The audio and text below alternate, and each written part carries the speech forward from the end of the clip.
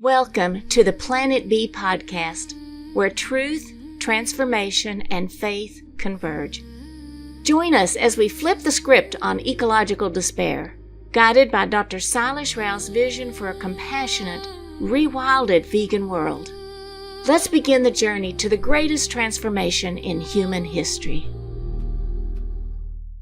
Welcome to episode 2 of the Planet B podcast. This week we'll be sharing the second chapter of There Is a Planet B, and the title is The Greatest Transformation in Human History. Joining us now from Planet B is Dr. Rao. So where would you like to start today? Well, I call this the greatest transformation in human history because I was comparing it with other transformations that we know of, like the agriculture revolution, the industrial revolution, the scientific revolution, the internet revolution, even the AI revolution that's happening right now, or for that matter, the discovery of fire, when we figured out how to control fire. I say that compared to all of those revolutions, the revolution that we are building right now to go from planet A to planet B will be known as the greatest transformation in human history. Because it's about discovering the spiritual fire within humanity. It's about discovering that we are part of nature, that we've always been a part of nature, and that we are just an instrument in nature's hands. It's that transformation from thinking that we are separate from nature, that we are dominating nature, to realizing that we have been like the masons who built the pyramid, right? Yeah. And there was a pharaoh who was running that whole show. If you think that the pyramid is yours, you're going to discover that that is not true. So ultimately, we are creating the stability for the life support systems of the planet. That's our role. That's what we've been called to do.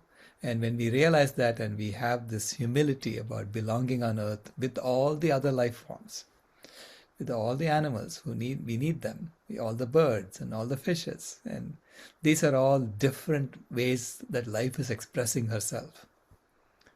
And we are not superior to any of them. We are not inferior to any of them. We are just a part of nature.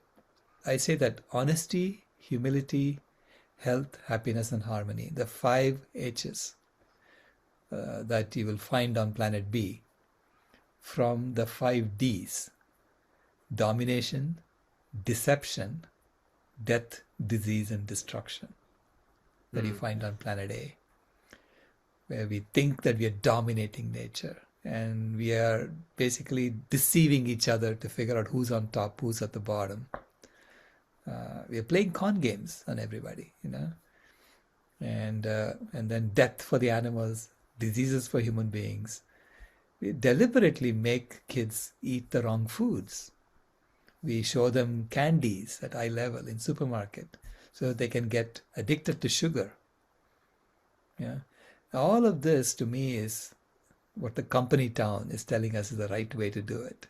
You have to get your kids sick, so they go and eat metformin, as they grow.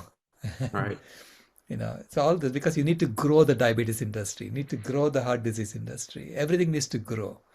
That mindset puts us in this death, disease, and destruction frame of systems building. That's the kind of system that we have built. And we need to go to the discipline system. So the greatest transformation in human history. It's your slogan with Climate Healers is transform yourself, transform our world. So it really comes from within. And I love how you start chapter 2 with the quote from Immanuel Kant, who's a German philosopher from the 1700s. It states, "The greatest human quest is to know what one must do to become a human being." Correct. Why did you choose that quote to begin this chapter? To me, human already has humility in it. It has humus in it. It's basically, you're of the soil, you're of the earth. You're part of the earth. Everything that you have built, every cell in your body came from the earth. So knowing that you're part of the earth, that is what Immanuel Kant was referring to. having that humility, knowing that you're not the boss. Puncture your ego, come down to earth and know that you belong like anyone else and you have a role to play, right?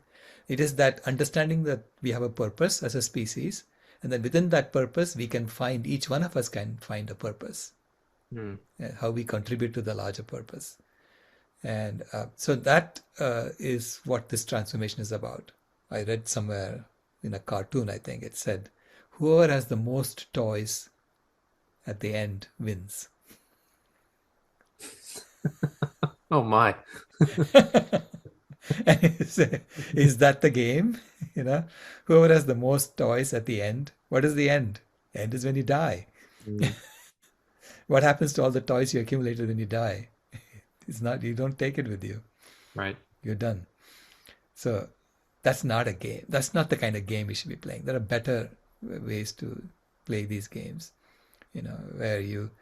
because we play games, and this is how we coordinate our actions among millions and billions of us. Chimpanzees play games too, but they don't play games that extend beyond their tribe. So we have figured out how to play games that extend beyond what we consider to be an immediate tribe, and now we are playing global games. We tell stories, and that's how we create games, that multiplayer games that can be played by millions and billions at the same time. The idea of money is a game. The idea of nation states is a game. It's part of this story that we tell. And then we are saying, okay, if you come across this border, I'm going to shoot you. Yeah. The animals are looking at us saying, what is wrong with this thing? All right. There is no border for them. All right.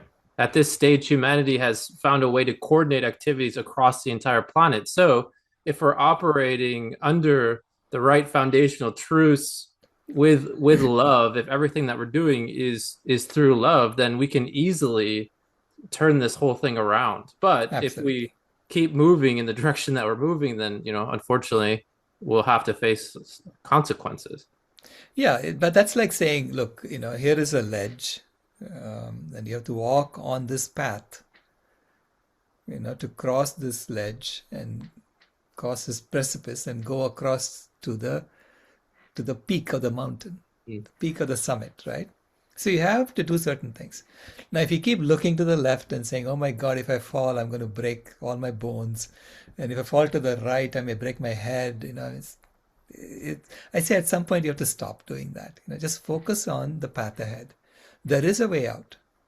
And that way out is to create a vegan world as quickly as possible. So we're going to go into those solutions. There are solutions available to us. Correct. Because we have options. And based on those options, we can choose what options we pick. And that's the path we need to highlight for everybody. This is how you get to Planet B. You need to do these 8 things. So we'll get into that later in later chapters. There are 8 things that we can all be doing that would help us get healthier and healthier. And as we get healthier and healthier, the planet gets healthier and healthier around us. All right. And because we're operating at a level where we can coordinate as one, essentially, across the planet, that's where the systems engineering is so key, because it's the systems that we're creating that function across humanity and Earth that will bring about this Planet B. So in chapter 2, you share a bit about your systems engineering background, where you studied at Stanford University, and then you helped to create systems for the internet. Can you share a little bit about your background and kind of what led you to the discovery that it's really humans systems engineering that can fix the climate crisis? That can fix our human engineered systems. Okay, so that they are in alignment and they will solve the climate crisis when you fix your engineering systems. When people talk about, oh, we know how to solve the problem, just do this, go buy electric cars, there's no system behind it. They're not showing you a model to show that it will actually solve the problem.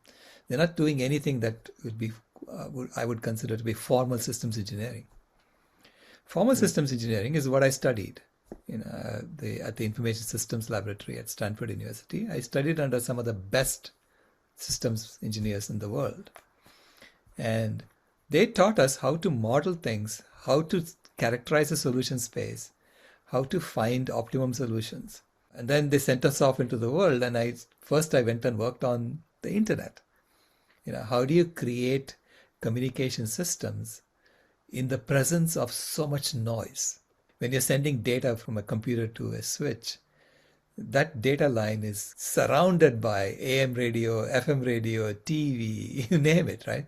All kinds of signals that it's picking up because it's a big antenna. And so how do you design these things so that it will still communicate in the presence of all that noise? And that's the kind of systems engineering that I was doing in the internet. And when I quit that because I saw Al Gore's presentation on TV and I was so shocked by what he was saying. I said, I better start looking at the environmental systems and see how human engineered systems can be impacted, right? And how can we use that to impact the environmental systems that they are all going in the right direction? So I saw that as a systems problem right away. Okay, and I started looking at it as a systems problem. And that's what I've been studying for the last 20 years. And I'm saying, based on my background, here is the gift I can offer you, which is that there are human engineered systems that we can design that will be in alignment with the life support systems of the planet, that will help the life support systems stabilize and can be maintained then forever. So we can create a formal framework for this. And that's the paper we wrote also. That talk from Al Gore was in 2005, and then in 2007, you founded Climate Healers. Correct. So you went from probably a pretty successful career in systems engineering, and then all of a sudden you dropped that and started a nonprofit, and then started full-time working on this way to try to help save the planet. I mean, that had to be a pretty big change for you. Yeah, it was. I felt the enormity of the problem when I first heard Al Gore's presentation. Okay, I felt the enormity of the problem, and then I realized that continuing to do my work on the internet, trying to make it faster and faster, would not satisfy me anymore. Yeah. That there are more important problems to address, right? So, and if that requires me to start a nonprofit, then so be it. That's what I started doing. I started using all my savings to deploy it towards this, right? And I started Climate Healers in 2007 because I realized that the way Mr. Gore was framing the problem, it was not going to solve the problem because he was only looking at fossil fuels. So I wanted to create a nonprofit that would focus on the entire solution. How would you solve the problem from a systems engineering perspective? And initially I was doing a lot of field research work. So I was going to Rajasthan in India, I was going to Orissa in India, and I was spending time with the villagers, understanding how biodiversity loss was happening, how does the desert get formed. I was trying to understand the systems that drive that. And at that time, I believe you were vegetarian. You weren't yet vegan at that moment. No, I was vegetarian. I was lacto-vegetarian. I was born lacto-vegetarian into a lacto-vegetarian family. And even when I started Climate Healers, I was consuming dairy. But a year after I started Climate Healers, I went vegan.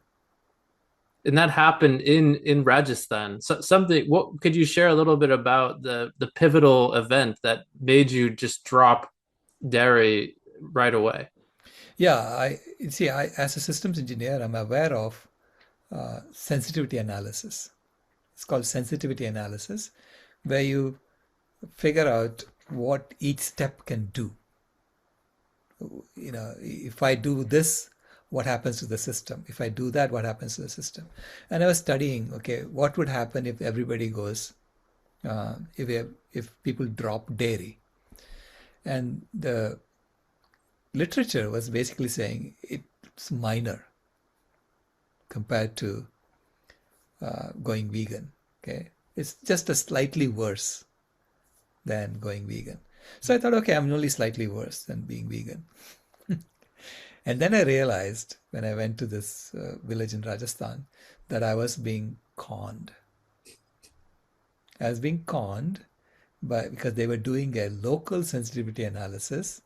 So they were basically assigning a small portion of the impact of raising a cow on the dairy consumer and assigning the major portion of the impact of raising a cow on the beef consumer.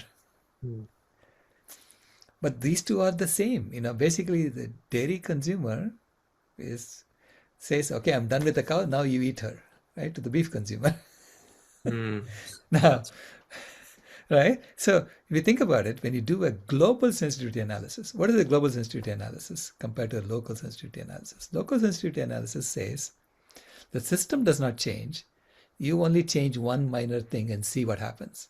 So that's the sensitivity you do, analysis you do.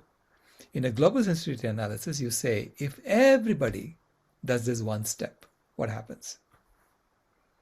So the analysis I started doing is, what if everybody goes lacto-vegetarian and there is no one to eat the cow? What happens to the impact on the planet? And I realized that lacto-vegetarianism becomes the worst possible lifestyle because you're proliferating cows to get milk out of them, and then no one is eating them. Right. And the cows live for 25 years eating up the planet.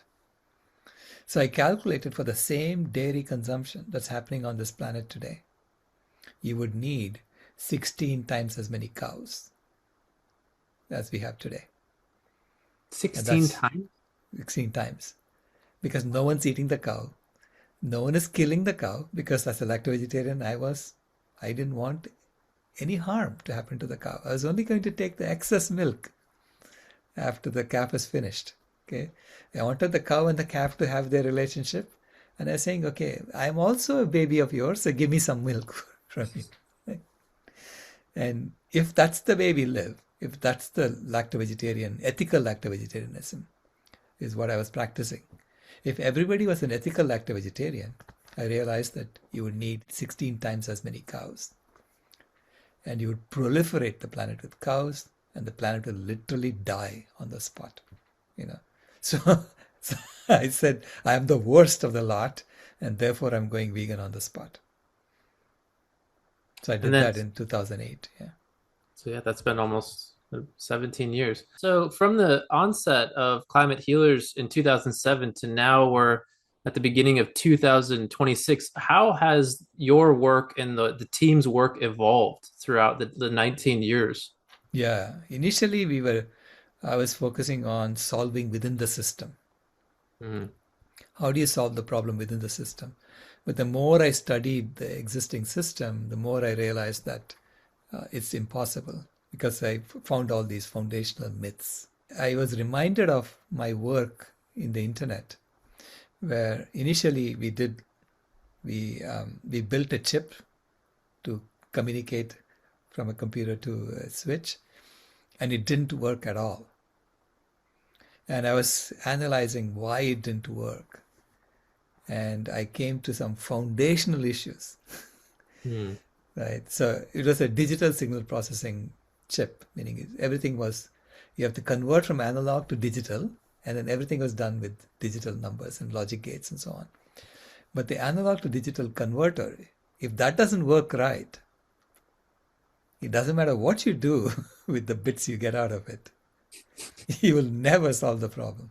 The system malfunction. It's a complete malfunction. That's what was happening to me, to that chip, right? So I told my manager, my bosses at that time, as long as the analog to digital converter is broken, don't even bother asking me. Okay, let us fix that, and then we can solve the problem. Then you can question me and say, why is it not working? So they agreed. If the foundations are wrong, you cannot solve the problem. They agreed with that. And the same thing has happened to this system. Initially, I was working on trying to fix this system, and then I realized that the foundations are wrong, fundamentally wrong. It's like the analog to digital converter being broken. So then I started thinking about, how do you create this new system? And I've written books about it. Previously I wrote a book called Carbon Dharma, which was basically about analyzing the problem and pointing out that there are foundational issues. And then once I wrote that, I focused more on the veganism. Until then, I was focusing on solar energy and things like that. right? So then we wrote a book called Carbon Yoga in 2016, which is more about how do we go about doing it. And that had details on what kind of economic system we should have, what kind of political system, and things like that. It's more of a how as opposed to what we need to do. Right. And then I wrote a book called There's a Pinky Promise. The Pinky Promise, which is about my granddaughter and how she helped me see through these things, see the foundational flaws in the system. And then there's an anthology called Animal Agriculture is Immoral, which came out during COVID, because I was so shocked. When COVID happened, I thought, okay, there's a problem here. We need to address it together. And but then the root cause was animal agriculture, was the use of animals. And I saw all these policies and that slaughterhouses are termed as essential infrastructure. I said, how can that be essential infrastructure? And you make people work in slaughterhouses even though they are sick. And I said, this is an utterly immoral activity. And so we compiled a bunch of essays from people on animal agriculture is immoral, from various religious traditions. Everyone said it's an immoral activity that's going on. In fact, the next newsletter I'm going to write is about that too. Very good. And then finally, this book came out in 2025. There is a Planet B, where I've tried to make it more colloquial so that you understand what this transformation is all about in a nutshell. Okay. And then I've written a formal paper. So I co-authored that with Jared Bishop on the Planet B systems engineering framework, which is much more formal, which shows you, why there is no other way. This is the only way I can see. I don't see any other way to solve the problem. And once we know it's, once we have established it formally on a scientific basis, then, we have to go to people who have resources and power and say, do you really want to solve the problem or not? Because 195 nations have already said they're going to solve the Sustainable Development Goals. They're going to meet them by 2030. And all I'm saying to them is, are you serious? I'm here to help you if you're serious. Right. And that goes back to your presentation through Planet B, which shows that all of the SDGs, the Sustainable Development Goals, besides the economic one, can be solved through the vegan lifestyle. Correct. Yeah. The lifestyle transformation will address a lot of those issues almost simultaneously. And then we have to tweak it a bit, around that. But it has to begin with that attitude transformation. It's a self-transformation that leads to the system transformation, that leads to the social transformation. Do you feel that, like, for us who have learned about your materials and really dived into them, which I encourage anyone who reads There's a Planet B book to please go to the climatehealers.org website, read the papers, read some of Dr. Rao's materials. But when you do, it's clear, like crystal clear, that the veganism is the first step to the big solution. So based on your career, decades and decades of work related to this issue, do you feel that mainstream science is hiding the issue, or are they in the dark on the vegan as the sustainability solution? No, mainstream scientists know this. They pretty much have all the data, because that's the data. I'm using their data. It's not like I'm coming up with different data. I'm using their data. So they pretty much know this. But they don't get funded to promote that solution. So if you write a grant saying, I want funding for promoting veganism, nobody is going to give you the money. It's a system solution or system issue, right? Right. It's a system issue. So the system basically puts a light. I say it's like looking for a solution under a street light. And that light says, You will only get funded if you work in this area. You won't get funded if you go outside this. So this is why hospitals are still, giving you bad food when you go to a hospital, because they are all about trying to get you to come back for more, and that's the system. It's built on growing your own business. How do you grow your own business, and how do you con people into giving you their money? So everybody is holding on to their money. They're putting it in their pocket, and then someone is trying to get it out of you, right?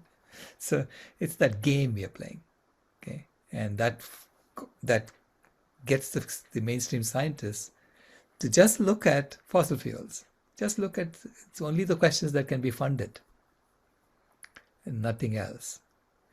And this is how the system maintains itself, right? Now, I'm coming along saying, hey, that's why the system is like that. Now, if you just tweak it like this, you can solve the whole problem. Why wouldn't you do that? If you're interested in a planet that supports all of us. Again, as a systems engineer, I also know that systems can become unstable very, very fast. This is why I have this sense of urgency to tell people, don't think that just because it's been stable for the last 10,000 years, it'll remain stable forever. In fact, I don't know when it's going to go out of, can go out of whack, right? So systems, nonlinear systems have a tendency to instantly go to another state. Right. Or go unstable, meaning get hotter and hotter and hotter and melt. I watched a chip melt in the lab because I didn't model it correctly. And I had to go explain to my professor that all of his budget melted. And he has to fund me again to build the whole thing again. So you saw, a total systems failure basically shut down that project. So if we relate that to the planet, that's a serious circumstance. Correct. Yeah. To me, life is when systems all work in conjunction with each other and they support each other and they maintain life. So you're alive when your systems are all functioning well and they maintain, so your immune system is working fine, your digestive system is working fine, and all these systems are working fine within your body. But if, say, the circulatory system suddenly says, I'm done, and it stops, then you don't get oxygen to your cells, and, so then your immune system fails, all these systems fail right away. And that's called death. Death is the catastrophic failure of systems. And it's impossible to revive after it's dead. It's almost impossible to revive this thing. Planetary systems are like the life support systems on our body. It's quite fragile. Okay? And to me, a planetary system, a planet is alive. Our planet is alive, and when we are all living within the planet, we are like a cell in a body. And we are thinking, oxygen will always come. Food will always come, and someone will always take away my waste. Until it doesn't. And then you say, oh my God, what happened to me? And you're going to die along with the body, right? Same thing could happen to a planet. And so I'm saying, is it possible that a planet could also die? Will a planet also have a catastrophic failure of systems that leads to its death? And that's exactly what the Planetary Health Report is telling us. It's telling us that there are two systems, the biodiversity, biosphere integrity, and novel entities are high risk of destabilizing the life support systems of the planet. What does that mean? We don't know. If you destabilize the life support systems of a planet, will it go to another state and allow life to continue? Or will it just die? We have never studied a living planet to know how living planets die. There's only one living planet that we know of. Right. And this is why I said, please take it seriously. As a systems engineer, I'm telling you, please take it very, very seriously and address these transgressions and pull them within the green zone as quickly as possible. Do you feel that in these now 2026 that people are more open to this vegan solution, more are opening up more to the Planet B lifestyle? Oh, absolutely. I mean, it was actually, I was watching it, I was measuring it, and I was looking at how fast it was growing in the 2010s. Okay. And I was seeing the exponential growth of the vegan movement. And then 2019 came and the COVID happened, and and I could see that everything stalled. And since then, I think the meat industry has been fighting back. They made slaughterhouses as critical infrastructure, and they've been fighting back. They've been putting a lid on the vegan movement. They've been trying to make veganism as a bad word, And I said, okay, look at the definition of veganism. Why the heck is that bad?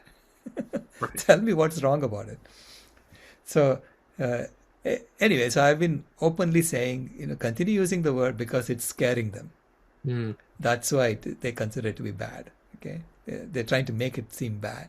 So they're spending a lot of money promoting and bottling up the vegan movement. So you can see that stalling since 2019 to 2025. It's kind of stalled.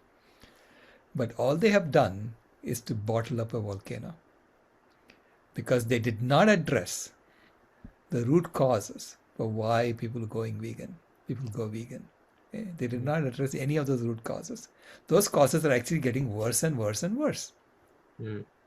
So which means that there is more and more pressure being built up in the volcano, and these people are sitting on it. They put a lid and they're sitting on it. It's not a place I'd want to be right now.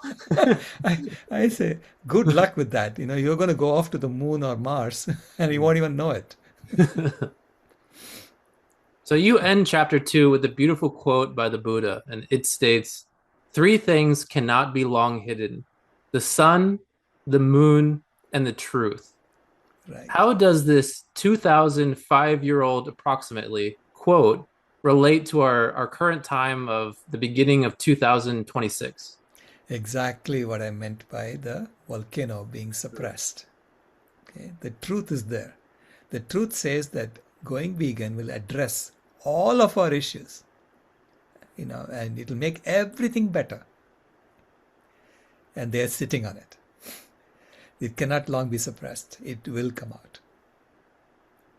And there's hope. I think that's the thing is, you mentioned that a lot of children at schools, you feel that they're a little bit down on where they see the planet going. But with Planet B, there's hope. It's exciting. There's a place for everyone. And I'm just really excited about this future because the Planet B is coming. So let's just all go on the ride together.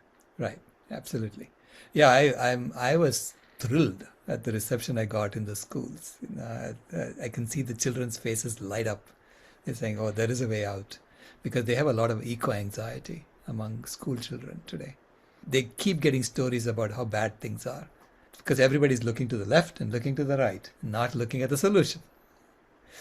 So when you want to solve a problem, you have to focus on the solution. And there is nothing that does not improve when we go vegan. That's beautiful. In the next episode, we're going to get more into the solution because episode 3 is the 4 aspects of sustainability. So, Dr. Rao, would you like to share a closing message on episode 2? Well, thank you so much for being here, and know that you're part of the greatest transformation in human history. So congratulations on being alive at this time. Awesome. Thank you so much, and we'll see you again soon. This is the Planet B podcast signing out. This has been a podcast from Planet B, where doing the right thing isn't considered extreme. If you haven't moved here yet, we thank you for visiting.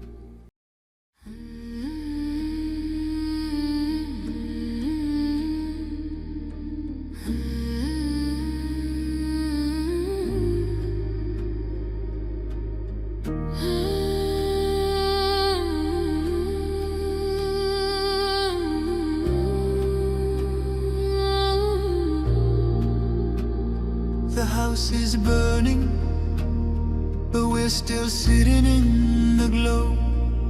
Phones charged, lights on, pretending we don't know.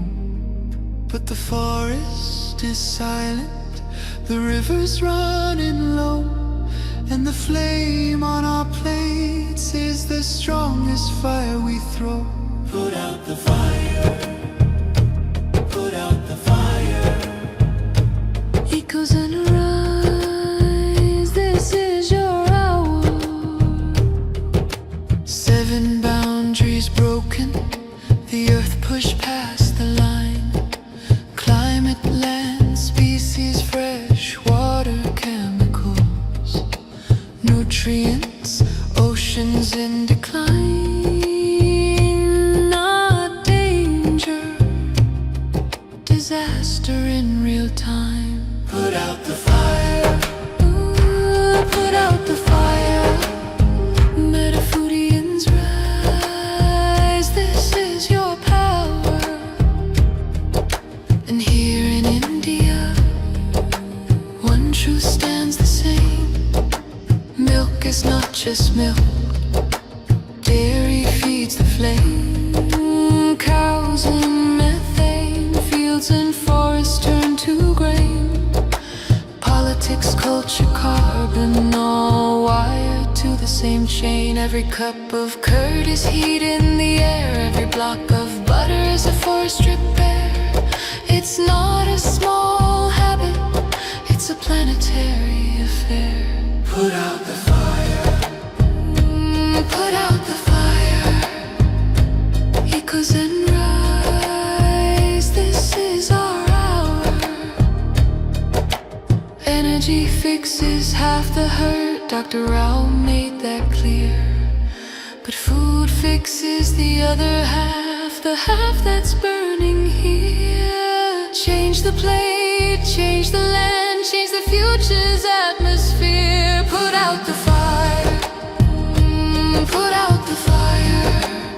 Metafoodians unite, this is your choir. Every millet, every fruit, every sapseed, every bean is water on the wildfire of a world we've never seen. Every oil-free bite is a river turning clean. This is not perfection, it's direction. Not pressure, but protection. A week of choices can cool a generation.